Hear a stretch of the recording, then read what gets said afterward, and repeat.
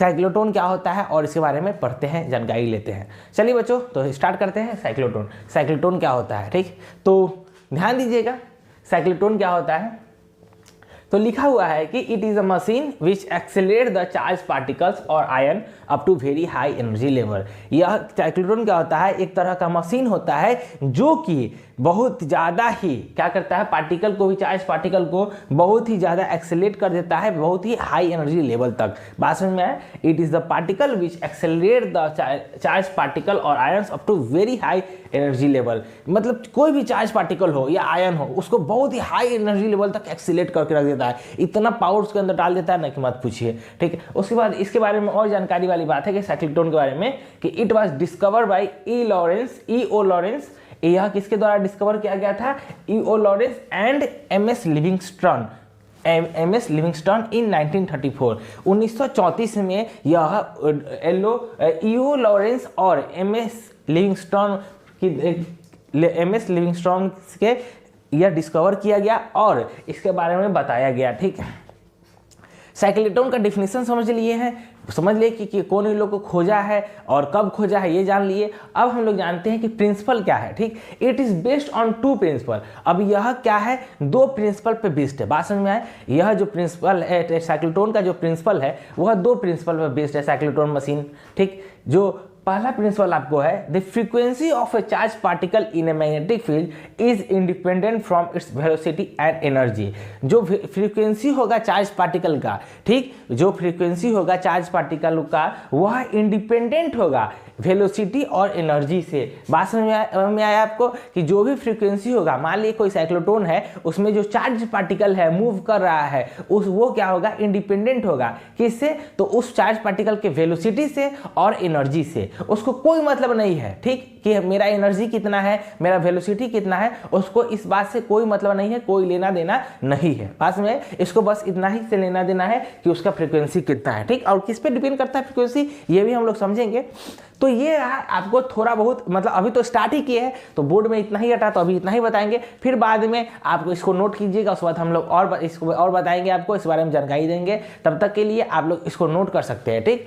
बात समझ में आप इसको नोट कीजिए। पहले साइक्लोट्रॉन क्या होता है, साइक्लोट्रॉन एक तरह का मशीन होता है जो कि चार्ज पार्टिकल को वेरी हाई स्पीड तक एक्सेलरेट कर देता है, ठीक, हाई एनर्जी लेवल तक एक्सेलरेट कर देता है। इसको डिस्कवर कौन किया था, E O. Lawrence and M S. Livingston. इसको किया था, खोज किया था, डिस्कवर किया था, कब, तो 1934 में।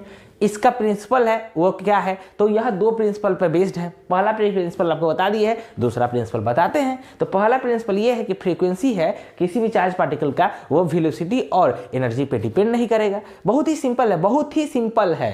तो बात आप इसको नोट कीजिए और उसके बाद हम लोग आगे बढ़ते हैं और उसके बाद आपको कुछ और जानकारी इसके बारे में देते हैं। तब तक के लिए आप इसको नोट कीजिए, नोट इट प्लीज।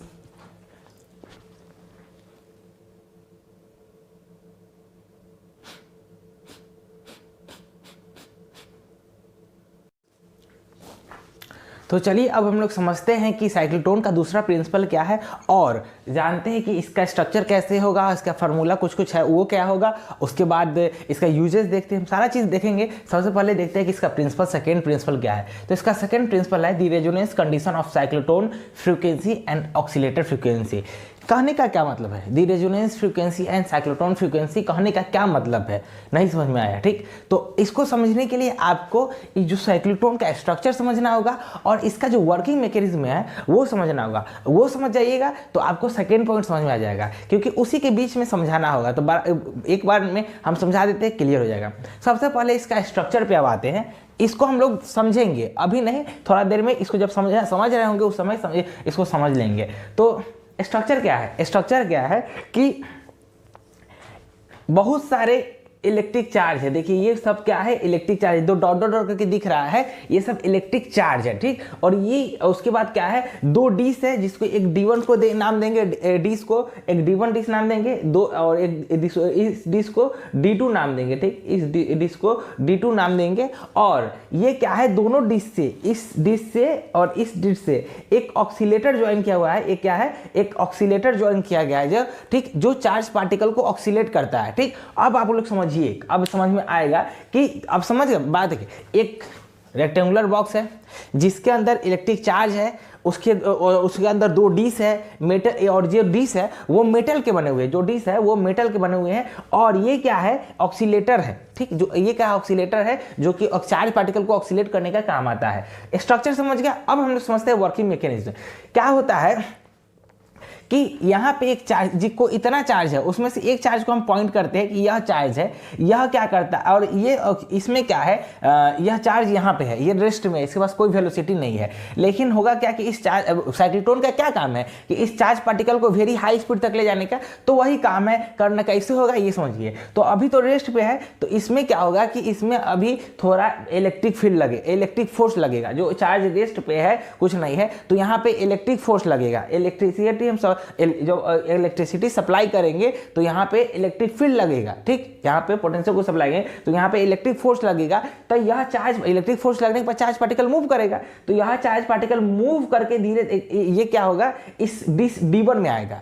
और डिश D1 में आने का होगा तो यहाँ पे D1 जो डिश है उसके अंदर इलेक्ट्रिक फील्ड काम नहीं, फोर्स काम नहीं करेगा, क्योंकि वो हम मेटल के बना हुआ है। तो इसके अंदर कौन काम करेगा, तो मैग्नेटिक फील्ड। जो हम लोग जो ये मेटल है उसमें इलेक्ट्रिक करंट दौड़ाएंगे तो उसमें मैग्नेटिक फील्ड आ जाएगा, ठीक। तो मैग्नेटिक फील्ड आते ही क्या करेगा, यह चार्ज पार्टिकल जो यहां से इंटर किया था वो ऐसे जाएगा, यहां आएगा, फिर यहां पे जाके यहां पे आ जाएगा, और यहाँ से काफ़ी ज़्यादा स्पीड में निकलेगा, और यहाँ से निकलेगा और यहाँ पे तो फिर मैग्नेटिक फील्ड गायब, तो इस खाली जगह पे फिर से इलेक्ट्रिक फील्ड लगेगा और यहाँ जाके यहाँ पे यह इंटर करेगा, और यहाँ पे फिर ऐसे घूमेगा और मैग्नेटिक फील्ड के कारण, और इस मेटल डिस्क में, और इसके बाद फिर यहाँ से निकल के यहाँ से इसमें फिर डिस्क D2 में इंटर करेगा, फिर यहाँ पे मैग्नेटिक फील्ड लगेगा, फिर यह एक्सेलेरेट करेगा और फिर यहाँ से फिर निकलेगा, यहाँ पे फिर बीच में गैप में मेटल नहीं है तो यहाँ इलेक्ट्रिक फील्ड लगेगा, इलेक्ट्रिक फोर्स लगने के बाद यहाँ से फिर इंटर करेगा और ऐसे आएगा। यह सिलसिला चलता जाएगा, यह सिलसिला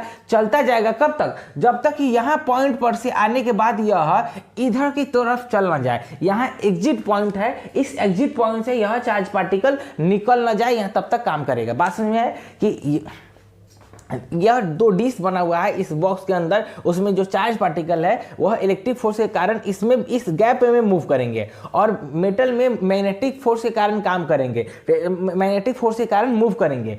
तो और ये और धीरे धीरे जैसे जैसे मूव करेंगे ये एक्सेलेरेट होकर डिस्क के साइज का होते जाएंगे, और एक समय बाद यहाँ से डिस्क से निकल के बाहर निकल जाएंगे। तो अब यहीं पे लॉजिक आता है resonance condition of cyclotron frequency and oscillated frequency. देखिए जब तक इस गैप में था तो उसमें साइक्लोट्रॉन फ्रीक्वेंसी काम आ रहा था इलेक्ट्रिक फोर्स के मदद से, ठीक। और जैसे ही इसमें आया, इस डिस्क में आया, तो ऑक्सीलेटेड फ्रीक्वेंसी, मतलब इस कुछ यहाँ ऑक्सीलेटर कुछ कर रहा होगा, यहाँ से कुछ सप्लाई कर रहा होगा, तब ना यहाँ चार्ज पार्टिकल ज़्यादा एक्सीलेट हो रहा था, तो यहाँ पे ऑक्सीलेटर काम करेगा। तो ये क्या करता है, उसकी पार्टिकल के फ्रीक्वेंसी को बढ़ा देता है, इतना तेज कर देता है कि यह इसका एक्सीलेट हो जाता है, और यह ऐसे साइज बड़ा होकर यह एक पॉइंट के बाद बाहर निकल जाता है। बात समझ आए? तो यही कंडीशन है कि यह किसके कंडीशन पे काम करता है, रेजोनेंस फ्रीक्वेंसी और ऑक्सीलेटेड फ्रीक्वेंसी के, कि वह चार्ज पार्टिकल को बाहर निकलने में, स्पीड एक्सेलेरेट होने में मदद करता है, और एक पॉइंट के बाद इसको बाहर निकाल देता है। बात समझ में आया आप लोग को? तो यही है रेजोनेंस कंडीशन ऑफ ऑक्सीलेटेड फ्रीक्वेंसी और साइक्लोट्रॉन फ्रीक्वेंसी, ठीक। ये रहा आपका स्ट्रक्चर और दूसरा प्रिंसिपल। आप लोग स्ट्रक्चर बनाइए, उसके बाद हम लोग क्या करते हैं, हम लोग इसका कुछ फार्मूला देखेंगे, उसका यूज देखेंगे, साइक्लोट्रॉन का क्या यूज होता है, उसके बाद इसका लिमिटेशन देखेंगे और इस टॉपिक को खत्म करेंगे। लिखिए, नोट डाउन कीजिए।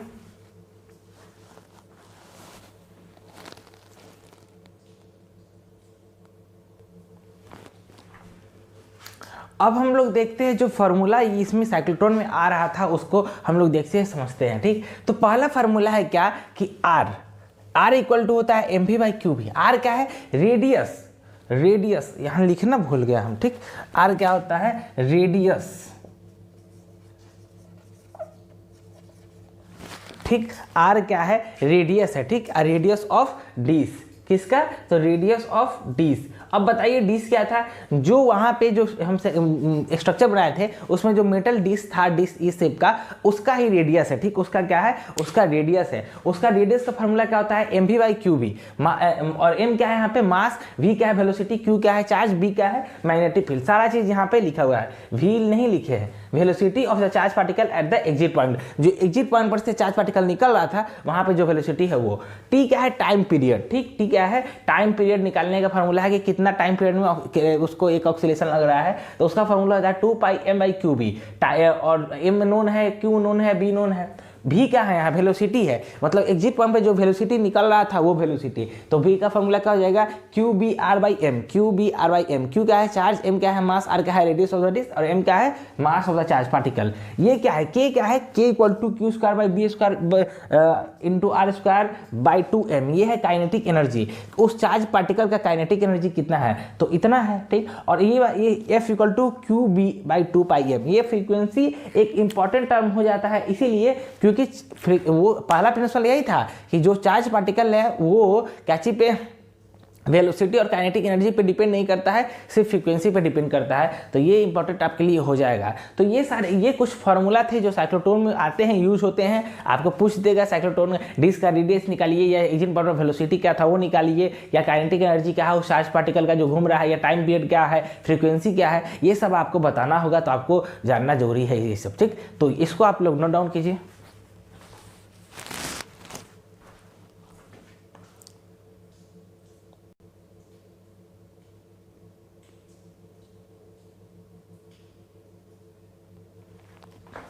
तो अब हम लोग चलते हैं साइक्लोट्रॉन के यूजेस पे। साइक्लोट्रॉन का क्या यूज है, तो देखिए यूजेस हम 3 पॉइंट में लिखे हुए हैं, यही 3 यूजेस है जो कि आपको बोर्ड एग्जाम में लिख के आना है। तो क्या है, it is use to accelerate the charge particle up to very high energy level which is use to for the bombarding of matter on the matter to study its internal structure.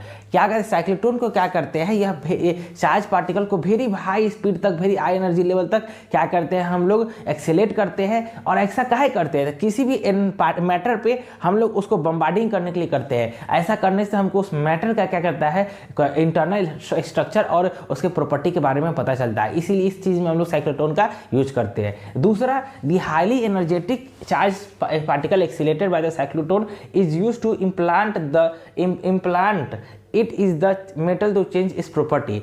अब क्या इसका एक use ये भी use है कि जो अब चार्ज पार्टिकल बहुत ही हाई एनर्जी लेवल तक चला गया, और वो जो हम लोग क्या करते हैं, चार्ज पार्टिकल को किसी मैटर में है हम लोग इम्प्लांट करने का कोशिश करते हैं, उसमें बैठाने की कोशिश करते हैं, जिससे क्या होता है उस पार्टिकल का प्रॉपर्टी चेंज हो जाता है, और वो पार्टिकल उस पार्टिकल ना होकर दूसरे पार्टिकल में चेंज होता है। एक तरह जैसे होता है ना कि कोई मेटल है उसको सेमीकंडक्टर बनाना हो तो उसमें कुछ सेमीकंडक्टर का पार्ट डालता है, या सेमीकंडक्टर उसको मेटल है, तो ऐसा कुछ इम्प्लांट करते हैं उस साइक्लोट्रॉन के मदद से चार्ज पार्टिकल को डाल के इम्प्लांट कर करके बम्बार्डिंग कर करके कि उसका प्रॉपर्टी और स्ट्रक्चर चेंज हो जाता है। इस चीज में हम इसका यूज करते हैं। दूसरा, it is use as a source of electromagnetic wave. अब इसमें देखिए कि हम लोग देखे हैं कि यह इलेक्ट्रोमैग्नेटिक वेव क्रिएट करता है, तो यह क्या होता है, एक तरह का अति है, सोर्स है इलेक्ट्रोमैग्नेटिक वेव का, यह सोर्स है। 3 यूज हो गया, यह क्या है, ये एक तरह का इलेक्ट्रोमैग्नेटिक वेव का सोर्स है।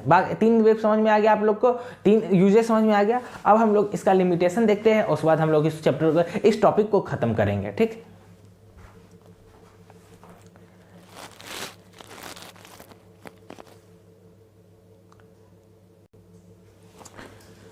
तो देखिए इसका जो लिमिटेशन है वो क्या है, तो इसका लिमिटेशन दो ही लिमिटेशन है, ज़्यादा नहीं। ठीक, एक और होता है लेकिन लॉजिकल नहीं है। ठीक, लॉजिकल है बट उस पर रिसर्च चल रहा है तो वो बताना बेकार है। वो आइंस्टाइन थ्योरी पे बेस है, तो आइंस्टाइन थ्योरी तो हम लोग पढ़ना ही नहीं, सिलेबस में नहीं है, तो इसलिए उसको इग्नोर मारते हैं। ठीक, ये 2 है कि radius of the disc of the cyclotron, जो साइक्लोट्रॉन हम लोग बनाए थे, जो स्ट्रक्चर देखे थे, उसका डिस्क का जो रेडियस होता है वो आपका एक लिमिटेशन है, क्योंकि चार्ज पार्टिकल को हम उतना ही स्पीड तक ले सकते जा सकते हैं जितना कि वो डिस्क में घूम रहा है। उस डिस्क के बाहर चला गया तो उसके बाद तो उसका स्पीड बढ़ा नहीं सकते, जो हो गया सो हो गया, लेकिन उसका डिस्क हम बहुत ज़्यादा बढ़ा दे तो उसका क्या होगा, और बढ़ जाएगा। तो हम उसका डिस्क अब इतना बड़ा तो भी तो हम साइक्लोट्रॉन नहीं बना सकते हैं, तो एक डिस्क का जो रेडियस है वह एक लिमिटेशन हो जाता है। ठीक, उसके बाद magnetic field in the cyclotron, जो मैग्नेटिक फील्ड होता है साइक्लोट्रॉन का वह एक लिमिटेशन है कि हम देखिए हर जगह मैग्नेटिक फील्ड, जैसे उसमें मैग्नेटिक फील्ड डिस्क में था, उसके डिस्क के बाहर नहीं था, तो वो भी एक मैटर है। मैग्नेटिक फील्ड भी एक क्या है,